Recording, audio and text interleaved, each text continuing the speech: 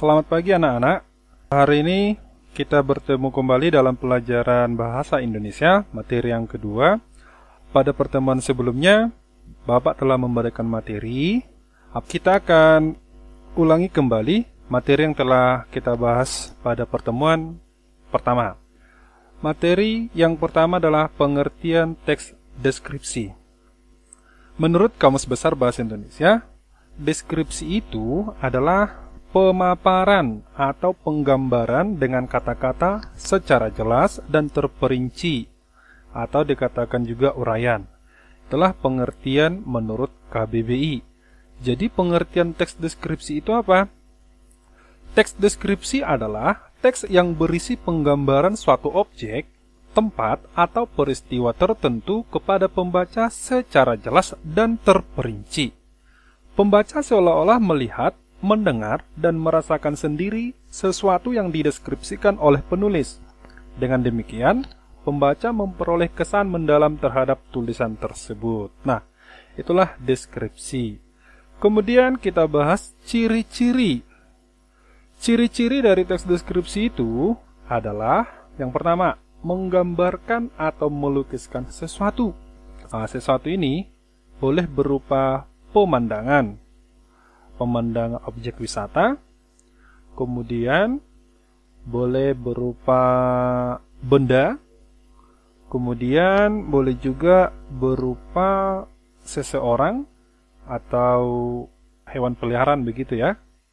Kemudian ciri yang kedua, teks deskripsi itu melibatkan kesan indera sehingga gambaran objek menjadi jelas. Nah, indera pada manusia itu pasti anak-anak sudah tahu. Teks deskripsi ini melibatkan kesan indera. Misalkan, bagaimanakah kita mengetahui sesuatu itu sangat indah sekali? Berarti menggunakan kesan indera, yakni mata, begitu ya. Nah, dengan mata kita mengetahui apakah sesuatu itu indah atau buruk.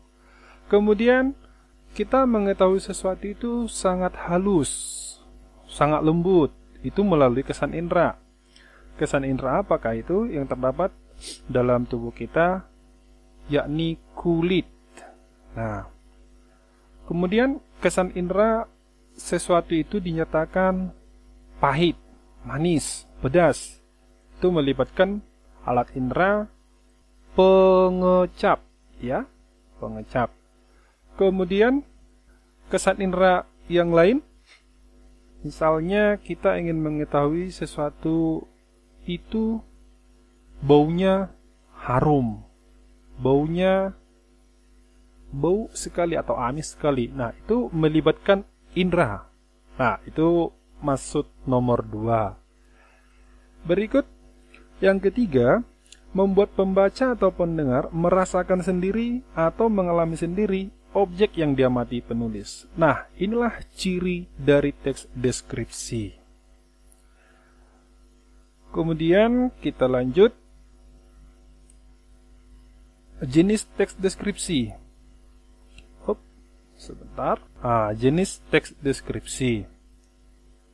Teks deskripsi secara umum dibagi menjadi 3. Ya. Yang pertama adalah teks deskripsi tempat atau dikatakan spasial. Yang kedua, deskripsi waktu. Yang ketiga, deskripsi orang. Kemudian ditinjau dari segi bentuknya, maka teks deskripsi dibagi 2. Yang pertama adalah teks deskripsi berdiri sendiri sebagai teks, dan yang kedua adalah teks deskripsi yang menjadi bagian teks lain. Misalkan dalam cerpen, novel, lagu, atau iklan terdapat teks deskripsi. Nah, anak-anak kami, untuk jenis teks deskripsi ini, Bapak harap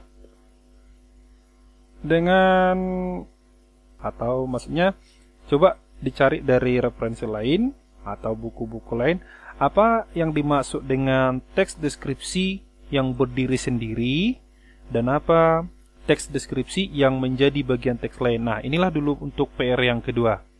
Silakan dikerjakan, kemudian dikirimkan jawabannya, dipoto melalui WA Japri sama Pak DN. Jangan dibuat di grup ya, nanti contek-mencontek. Ini untuk tugas yang kedua. Bisa dikerjakan kan anak-anak? Inilah PR yang kedua. Selamat mengerjakan. Terima kasih.